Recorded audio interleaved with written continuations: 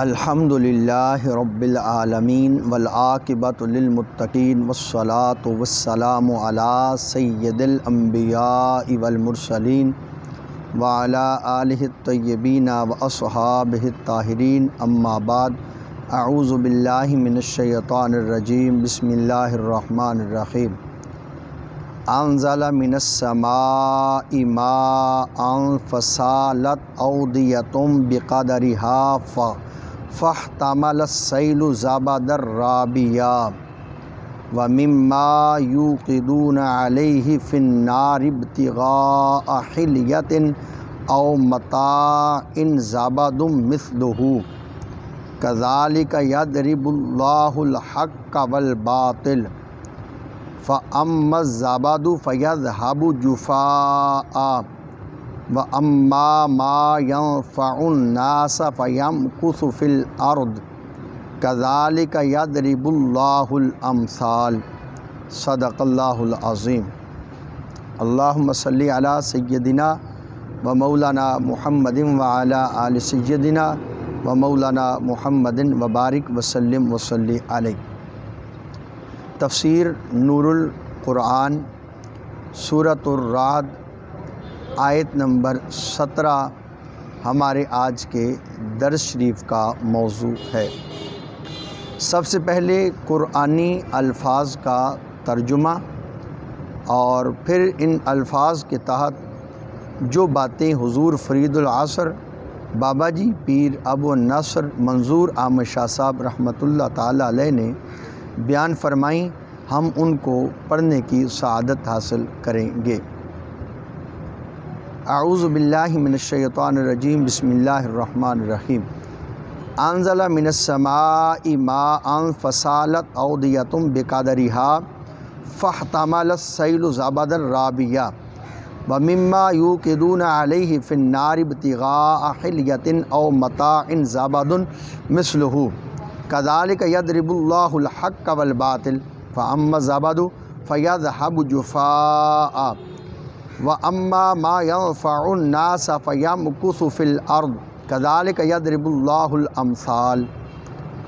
اس نے آسمانوں سے پانی اتارا اور وادیاں اپنے اپنے انداز میں بہنے لگیں، اور سیلاب نے جھاگ کو اٹھا لیا، اور جن چیزوں کو آگ کے اندر گرم کرتے ہیں زیور بنانے کے لیے یا کوئی اور شے، اس میں بھی ویسا ہی جھاگ اٹھتا ہے۔ اسی طرح اللہ تعالیٰ حق و باطل کی مثالیں بیان فرماتا ہے۔ بہرحال بیکار جھاگ تو ضائع ہو جاتا ہے، اور جو چیز لوگوں کے لیے نفع بخش ہے وہ زمین میں باقی رہے گی۔ ایسے ہی اللہ تعالیٰ مثالیں بیان فرماتا ہے۔ حضور فرید العصر رحمۃ اللہ تعالیٰ علیہ تفسیر نور القرآن میں ان الفاظ کے تحت کچھ یوں بیان فرماتے ہیں۔ پچھلی آیہ مبارکہ میں تھا اللہ تعالیٰ زمین و آسمان کا رب ہے۔ اس آیہ مبارکہ میں فرمایا جا رہا ہے کہ اس کی ربوبیت کی نشانی یہ ہے کہ آسمانوں سے پانی اتارتا ہے جس سے زمین کی حیات ہوتی ہے، کھیتیاں، سبزیاں، پھل پھول پیدا ہوتے ہیں۔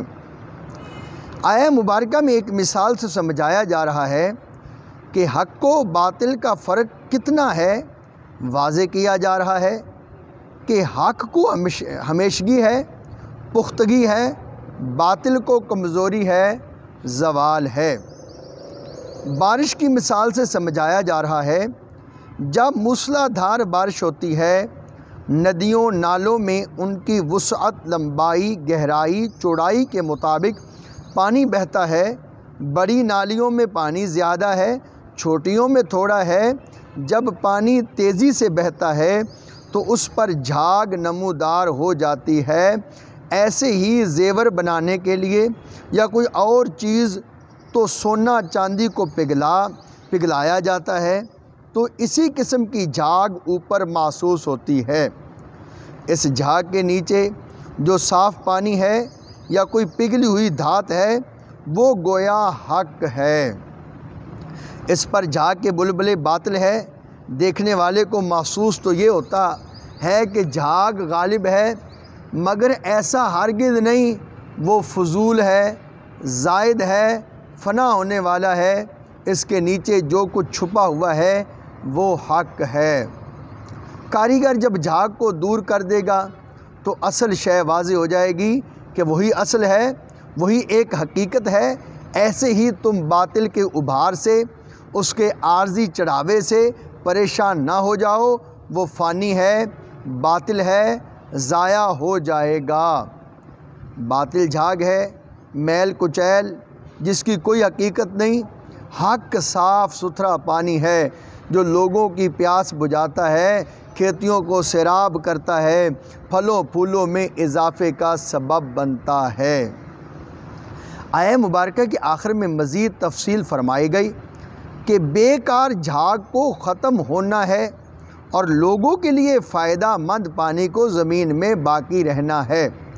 جس سے کائنات کی رونق ہے، حق میں نفع ہے، وہ رہے گا، باطل میں نفع نہیں، وہ برباد ہوگا۔ قرآن مقدس نے ایک حسین اور مضبوط اصول واضح فرمایا ہے کہ کائنات میں نفع بخش تو رہے گی اور غیر مفید نقصان دہ شے جس قدر بھی چمک دمک رکھتی ہو برباد ہو جائے گی۔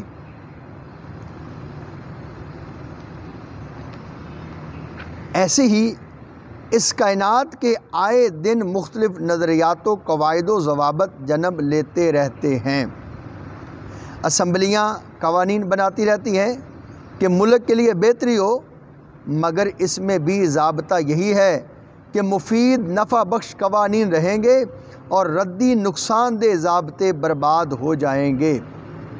صرف اپنے ملک پر ہی نظر ڈال لیں تو کتنے حکمران آئے، کتنے قاعدے ضابطے بنائے گئے، آخرکار ہوا یہی کہ غلط ضابطے قواعد اپنی موت آپ مر گئے۔